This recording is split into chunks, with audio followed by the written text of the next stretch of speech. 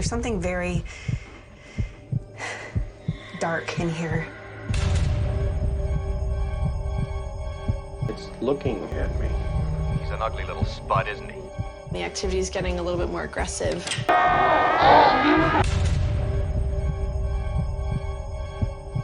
They just push me right out. Ashley?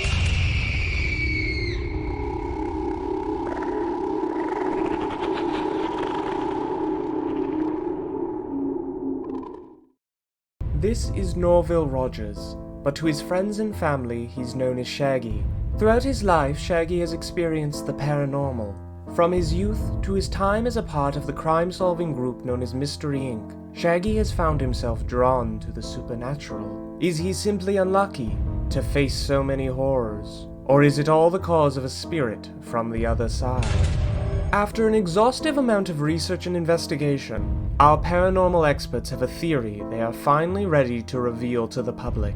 Shaggy, from the first moment we met him to the most recent, has been, and always was, haunted by Slimer. The slippery and starving ghost from Ghostbusters, while funny to us, is ruining Shaggy's life. But how did this come to be? How did this young man become possessed? And how did Slimer end up back in NYC to be busted by the Ghostbusters? Let's look at the evidence and piece together this mystery. As always, the best place to begin is in the beginning. How did Shaggy find himself possessed by Slimer in the first place? Our experts believe that many years before joining Mystery Inc., while on a trip with his parents to New York City, a young Shaggy encountered a ghost. While staying at the Sedgwick Hotel, he found himself face to face with the ectoplasmic being called Slimer. A ghost that did not want to stay cooped up in one place, and desired food from around the globe.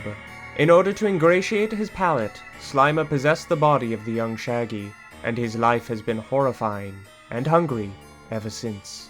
The trauma of becoming possessed caused Shaggy to push the memory deep, deep down into his subconscious, but it still influenced him in more ways than one.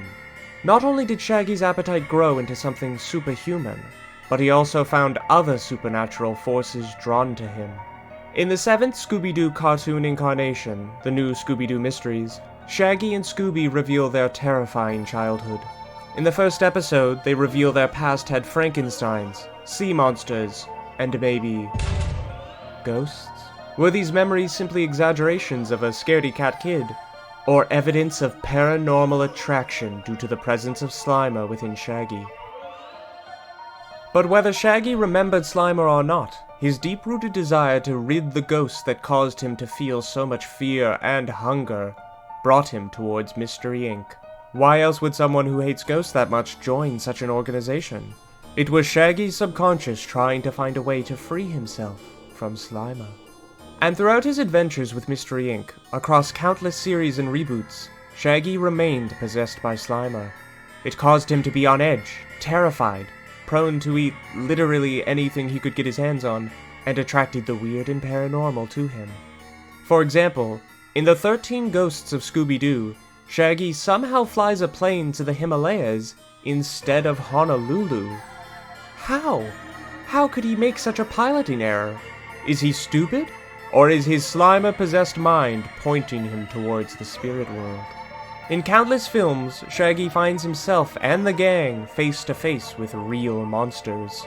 Particularly in the live-action movie, even years after saying goodbye to mystery hunting, he still finds himself drawn to a place of supernatural horrors.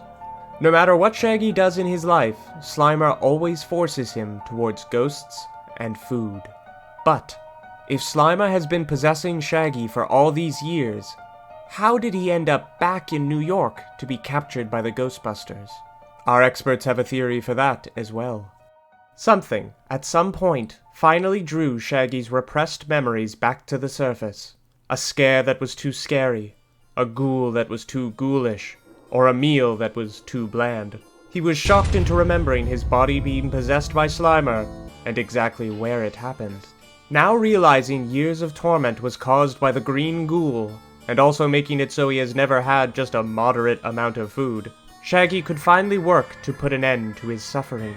Calling upon his old friends at Mystery Inc., Shaggy returned to where his trauma all began, the Sedgwick Hotel in New York City. Thanks to Fred's leadership, Daphne's style, Scooby's humor, and Velma's intelligence, Shaggy was able to exorcise the ghost of Slimer out of his body. He was finally free to live a life without a ghost behind his eyes, and he could finally go out to a restaurant and order something light. No more will he always be the friend who orders dessert when everyone else is ready to get the check and leave. He can finally live a normal life, with probably only a moderate amount of spooky stuff around him. And the ghost of Slimer was returned to whence it came, to the hotel, where shortly after being expelled from Shaggy, the manager noticed that the evil spirit had made its horrifying return, and made a call to the Ghostbusters. And the rest, as they say, is history. Does this evidence prove the existence of ghosts? Does it prove that Shaggy was being possessed by Slimer, and that's why he was paranoid and hungry? Does this prove that Scooby Doo and Ghostbusters are in the same universe? Our experts tell me no. In fact, they tell me that they aren't experts at all, and that I have just wasted a lot of time rambling about two completely different paranormal franchises, and I should probably be spending my time on something more important. But hey, that's just like their opinion. I choose to believe it is all true. Have a happy Halloween, everyone, and remember, if you happen to feel a little scared and hungry on October 31st, that might be because you're possessed by a ravenous ghost from an 80s movie. Or maybe you should just eat some candy and stop binging scary movies. Thanks for watching!